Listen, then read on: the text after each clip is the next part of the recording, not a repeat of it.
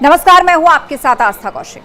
आखिर तेजस्वी यादव को क्यों लगता है कि बिहार में वोटर लिस्ट को लेकर कोई साजिश हो रही है? बिहार में वोटर लिस्ट को लेकर जबरदस्त सियासी घमासान इन दिनों छिड़ा हुआ है और इस बीच निर्वाचन आयोग ने राज्य के सभी प्रमुख अखबारों में एक फुल पेज ऐड दिया है और आयोग ने इस विज्ञापन के जरिए वोटर लिस्ट में नाम जुड़वाने या फिर सुधार करवाने की पूरी प्रक्रिया को भी बताया है और इसके साथ ही कैसे आवेदन करना है, क्या डॉक्यूमेंट्स आपके पास होने चाहिए, इसकी पूरी जानकारी उसमें विस्तार से दी गई है। सबसे पहले यह बताया गया है कि आवेदन को करना कैसे है।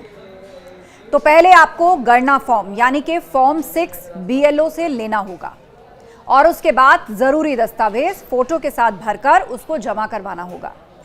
फॉर्म भरने की जो आखिरी डेट है वो 26 जुलाई रखी गई है और अगर किसी के पास डॉक्यूमेंट्स ना हो तब भी फॉर्म भरकर BLO को सबमिट किया जा सकता है। जो वोटर दस्तावेज नहीं दे पाएंगे वो 1 अगस्त से 1 सितंबर 2025 के बीच में अपने डॉक्यूमेंट्स यानी दस्तावेज को जमा करा सकते हैं और दस्तावेज देने वाले मतदाताओं का फिजिकल वेरिफिकेशन 1 से 25 सितंबर 2025 के बीच में किया जाएगा और अंतिम मतदाता सूची का प्रकाशन 30 सितंबर 2025 को किया जाएगा। और गौर करने वाली बात यह है कि फॉर्म को ऑनलाइन भरने के लिए एक QR कोड भी जारी किया गया है। आप मतदाता चुनाव आयोग की वेबसाइट पर जाकर आवेदन कर सकते हैं। 1 जनवरी 2003 तक मतदाता सूची में दर्ज वोटर्स को कोई दस्तावेज देने की आवश्यकता नहीं है। अब हम आपको बताते हैं कि वो कौन से 11 दस्तावेज हैं जो मान्य हैं, जिनमें पासपोर्ट, जन्म प्रमाण पत्र, जाति प्रमाण पत्र, वन अधिकार प्रमाण पत्र, इसके अलावा राष्ट्रीय नागरिक रजिस्टर यानी NRC, किसी मान्यता प्राप्त बोर्ड यूनिवर्सिटी की ओर से जारी किया गया एजुकेशनल सर्टिफिकेट, स्थायी निवास प्रमाण पत्र, इसके अलावा बैंक, पोस्ट ऑफिस, LIC आदि की ओर से 1 जुलाई 1987 से पहले जारी किया गया कोई भी सर्टिफिकेट, सरकार की कोई भी भूमि या मकान आवंटन का सर्टिफिकेट, राज्य सरकार या स्थानीय प्राधिकार द्वारा तैयार नियमित कर्मचारी या पेंशन भोगी कर्मियों के ID कार्ड्स। तो ये तमाम वो डॉक्यूमेंट्स हैं जो मान्य हैं। तो इन दस्तावेजों के आधार पर आप अपना वोटर लिस्ट में नाम जुड़वा सकते हैं। अब इस पूरे मामले को लेकर तेजस्वी और ओवैसी ने क्या आपत्ति जताई है वो भी आपको दिखाते हैं।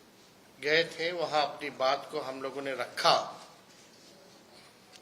और मजबूती के साथ जो भी शंकाएं थी, सवाल था, इलेक्शन कमीशन के जो बिहार के जो हेड है उनके सामने हम लोगों ने रखा। लेकिन चिंता इस बात की है कि कोई सवाल का कॉन्क्रीट जो जवाब आना चाहिए, स्पष्टीकरण जो आना चाहिए, क्लैरिटी जो होना चाहिए, वो हम लोगों को अब तक नहीं मिला है।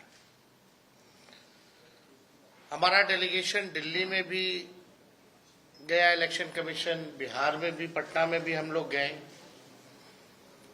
लेकिन सवाल का जवाब हम लोगों को नहीं मिला।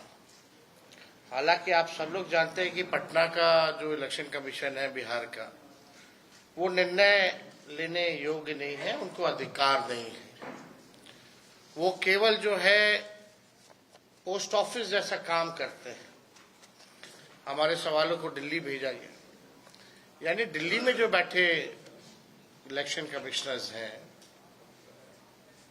अब तक ऐसा क्यों नहीं हुआ कि विपक्ष के सवाल को, जनता के सवाल को आकर एक बार भी अगर प्रेस कॉन्फ्रेंस करके सारी बात को स्पष्ट कर देते, क्लियर कर देते, कोई कंफ्यूजन नहीं रहता। लगातार आप सब भी मीडिया के लोग जो हैं जनता के बीच जा रहे हैं और जनता का ये कहना कि हमारे पास जो 11 डॉक्यूमेंट जो मांगे गए हैं वो डॉक्यूमेंट नहीं है। हमारे पास आधार कार्ड है, हमारे पास राशन कार्ड है, हमारे पास मनरेगा कार्ड है, यही बिहार के गरीबों के पास उपलब्ध है। यानी स्पष्ट है कि जिनका 11 दस्तावेजों में से नहीं होगा उनका नाम काट दिया जाएगा। 6 जुलाई यानी कल इलेक्शन कमीशन ने फेसबुक पे और अखबारों में एडवर्टाइजमेंट निकाला, उस पर भी हम लोग आएंगे, अपनी बात को रखेंगे। लेकिन चुनाव आयोग एक दिन में 3 अलग अलग दिशा निर्देश जारी करता है।